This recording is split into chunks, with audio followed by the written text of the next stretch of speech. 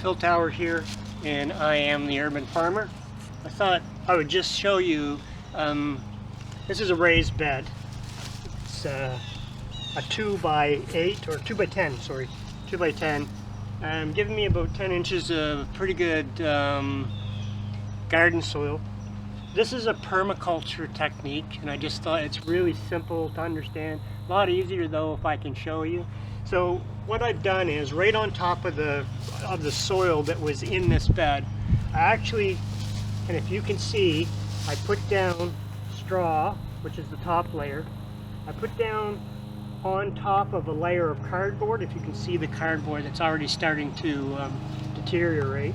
And on top of the cardboard, I actually have my chicken coop is deep litter, and so all the compost, it means that the chickens are actually on the ground, if you will. The earth is there, and as I put their bedding in there, it rots down. And so in the springtime, I shovel that out and I put it in a compost pile that's over behind me, and I let it rot down a little bit more. And then I just shovel so that it's sawdust and chicken droppings. And there is some compost because I put all of the fresh food and the fresh produce, choppings, potato peels, banana peels, apple cores, everything that I don't cook and eat myself goes into the chicken coop all year round, and specifically in the wintertime. And then I shovel it out in the spring, let it compost a little bit outside, and then I lay down a layer of cardboard, a layer of probably about 2 inches from the deep litter, so the rotting compost from the bottom of the chicken coop. And then you can use hay, old hay, like damp, mildewed hay that you're not going to feed livestock perhaps. And or I had a bale of straw, so I just put the straw in here and right on top. And then the cardboard kind of snuffs out any grass and weeds that's growing. And then I'm actually going to take it, I've got some baby cabbage plants here, and I'm just going to take a knife like this.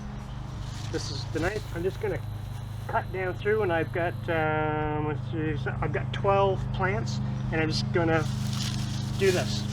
So I pick a place for the 12 plants, and I just go right down through the straw and the chicken compost and the cardboard, and right into the ground underneath with the knife blade.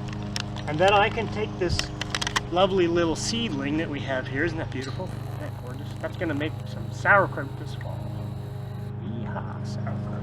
So I'm going to just split the root ball at the bottom, and then I'm going to insert it into that hole that I made with the knife blade. And now I'm just going to give it a little shove. And there, now we have a seedling that actually is protected somewhat from cold nights, and it's protected. It keeps my chickens out of this because I have bird netting over it. And then I'm just going to proceed and go ahead and plant the other 11. And I'm not going to show you that part because I've got this bird netting and it's down all the way around. I can go in from either end, but I'm going to be crawling around in here doing this planting, so I'll come back later. There's a second permaculture technique that I'd like to show you. It's called culture, and it was developed in Germany, and it makes use of some what we would normally call waste wood, and I just want to show you how that goes together. And it's another way to use a permaculture technique in building your beds, even if you're in a subdivision like I am. So as an urban farmer, these are two really nice techniques. Produces more food for you. I'll come back to you. Okay, a second permaculture technique. So we saw a little bit earlier today, actually putting down a layer of chicken manure that I got out of the deep litter chicken coop, and then covering with cardboard, this on top of a raised bed that it was already good soil anyway. And then cutting a hole in the cardboard, inserting a plant, and then piling it either with old hay, mildewed hay, or straw. And I use straw. And then I planted that bed, and it looks really great. And the little plants, the young cabbages, I think they'll be just nice and cozy. And as all of that decomposes, it feeds the plants. And so in the fall, by the time I get a chance to harvest the cabbage, hopefully a little bigger than they are today, then my sauerkraut should be made with basically organically fed cabbage, and the nutrients from all that rotting matter and chicken shit, by the way, then produces a superior food item. We've got some buddies in the background here. So how do you get protein out of an urban garden? Well, you have chickens. And so they produce fresh eggs, and so that's how you get protein out of an urban garden. Okay, second permaculture technique. This is called hugelkultur. And specifically what we're doing is, as you can see right here and here, and if I move some of this topping off, you'll see that I've got big chunks of just big slabs of wood. I've got old logs that were laying around that were on the ground and rotten. They were no good for firewood. They were starting to decompose. And so that's what you want. You want decomposing wood of any type, branches, little sticks, big logs, doesn't matter. You can see that I start with a larger log casing at the bottom just to kind of make a raised bed. The concept here then, and then I'll keep going then. So I've got big wood, I've got a whole bunch of small sticks in between the big pieces, and then I have what everybody considers a weed growing along the side of the house, and this is Chinese bamboo. Probably has a much more scientific name, but that's what it's locally known as. Considered very invasive and considered a weed that should be destroyed. What I do with it is I let it grow up. You've probably seen this growing in big clumps all over the place.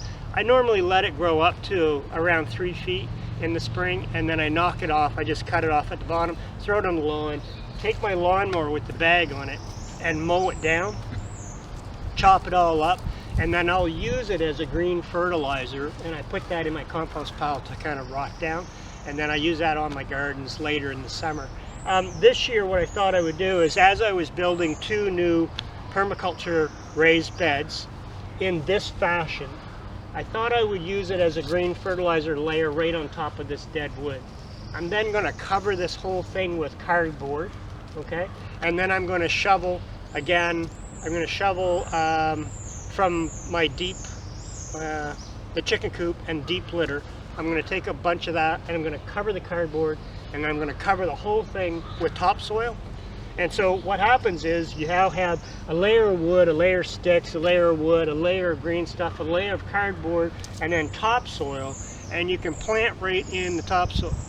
The idea here is that as this material absorbs moisture, absorbs rainwater, that type of thing, it soaks full, starts to rot down, and now the roots of the plants that you plant on top of it, as they go down through, they're going to find air spaces, holes in place, so they can go down through that, and then theoretically, not this year, but as of next year or the year after, I actually won't have to water these beds in the summertime.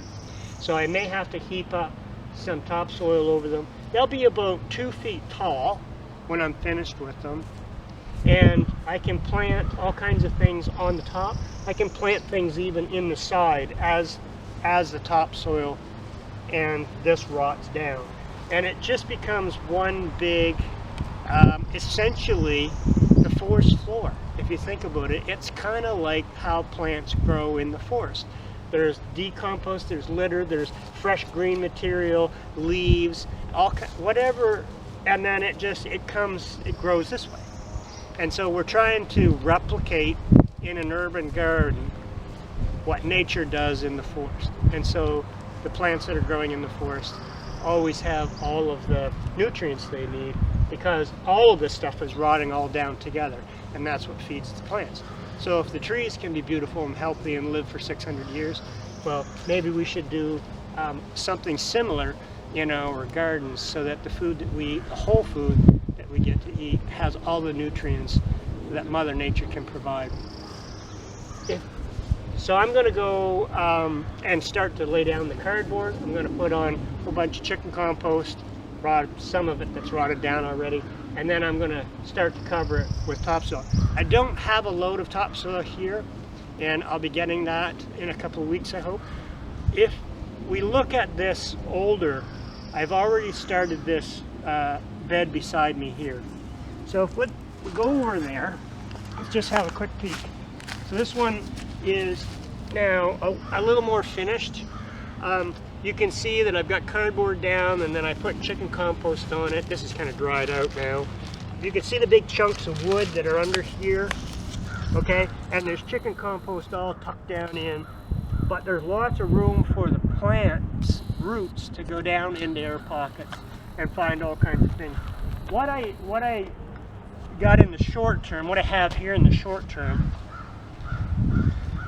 my Russell trout bird knife, which I absolutely love, works great for gardening too, not just trout birds. This really is truly, folks, not doing a knife review, but a trout and bird Russell knife. They are just awesome. Like, you put an edge on that knife, and then you can field dress a deer, skin the deer, and totally, like, if you want to bone it out, not take it to a butcher, this will do the whole thing without resharpening. It's unbelievable. I carry it all the time, nice and light. Anyway, sidebar, sorry, just like the tools. What I'm going to do is, I've got some sheep compost here. This is sheep manure compost. Supposed to be pretty good stuff, I don't know. Looks nice and dark, moist. I'm just going to cut the top off, like this. There we go. Okay, now, wipe that off a little bit. Well, that needs to be clean now. Okay, I'm just going to actually take seeds, and I think I'll do chard probably. And because I don't have the load of topsoil to cover this 2-foot bed all the way over and make a nice deep mound of earth, I thought for right now what I would do is I'm going to poke holes in the bottom, take my knife, and I'm going to just poke holes right through, okay? And then I'm going to plant right in this for this year, just because it's planting time and I want to get my garden started, and I don't want to wait another 2 weeks until I've got topsoil on this, so I'm just going to do this for now.